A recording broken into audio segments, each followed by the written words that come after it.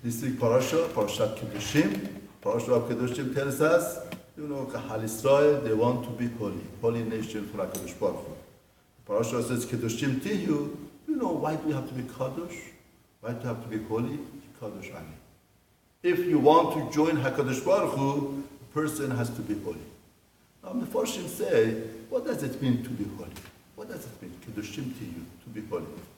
In other words, the Mefarshim say that, a person is made in a way that he naturally wants to follow his desire, his wanting, his comfort.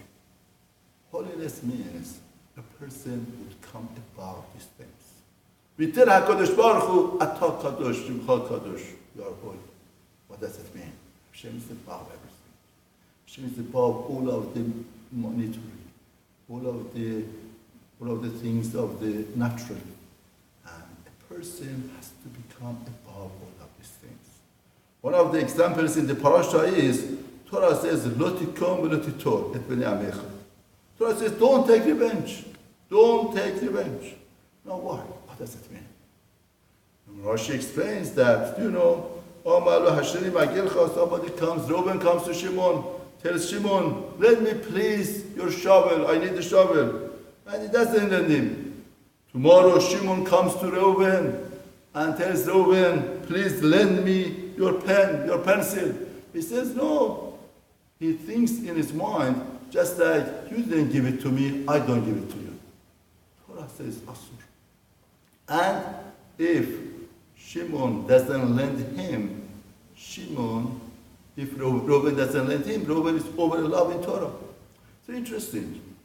Really, the first one who initiated the wrongdoing is Shimon. Because Reuben went to Shimon didn't lend him. Now, next day, Shimon goes to Reuben, and Reuben thinks in his mind, just like he didn't lend me, I'm not going to lend him. Torah says, Reuben is going to be over allowed. A command I'm not to do. Now, the first time asked the question, why? The one who initiated all of the sin here is Shimon. In first place, he didn't lend him. If Shimon would have lended to him, then everything would be fine. Reuben would not have anything to take revenge. Farshim say there is a big difference between Shimon and Reuben. Shimon was stingy. He didn't want to lend. So it's okay, it's the Avera or something. But who is over the law? Reuben. Because Reuben not lending is taking revenge. Saying that you did that to me, I blame you, you are guilty, and I do the same way I repay to you. Torah says it's Asur. Now the Farshim say, why? Why is it Asur? Why? In other words, imagine, the Farshim say even case much worse than that. Imagine somebody is in the desert, doesn't have any water to drink, the friend doesn't give him water. He's about to die, doesn't give him. And miraculously, he gets saved. Next time, this person that didn't give him the water, he wants to borrow money from him, he wants to ask him a favor, he thinks to himself, he didn't do it to me, I don't do it to him.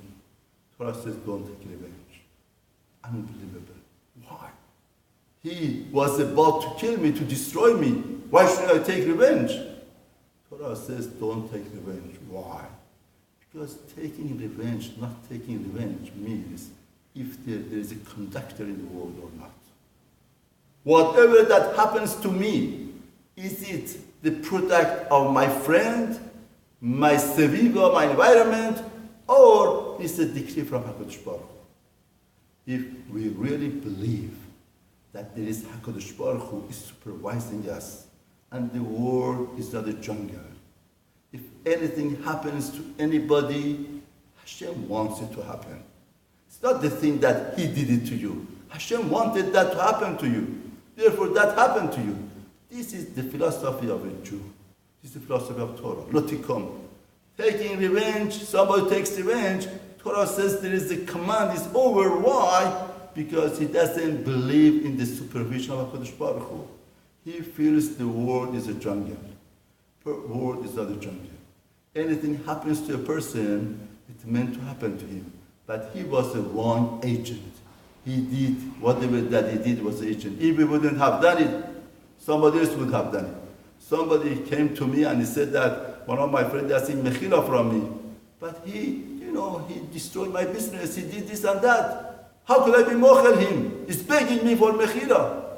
I told him, Jewish philosophy says, he didn't do anything to you. HaKadosh Baruch Hu did. He was the bat shaliach. He gets his account with HaKadosh Baruch Hu. But whatever that you have to think, your account is with Hashem. They say famous story about two sisters in Yerushalayim that they were very bad to each other, terrible. And they took revenge. Finally, one of the sisters was in deathbed, about to die. And she called the other sister and told her that, I'm on my deathbed and I want to ask forgiveness. I want to die in peace. Come, I want to make peace with you. Finally, the sister heard that, became very happy, came to her, says that finally, at the last moment of her life, we make a peace that my sister should die in peace. She came to the sister, and sister came to her and was about to kiss her, and then she bit her nose. Unbelievable story. Story tells us the nekama, the revenge, takes over a person even on deathbed. And that's the garbage that the person carries. And nobody would get hurt. The one who gets hurt is the one who's carrying the revenge. You know why? Because the revenge destroys the person. The revenge dictates the bones of a person. It gets inside of a person and doesn't let him to be a good husband, a good father, a good member of the community. Torah says revenge is a poison. Don't let poison your body and take it out.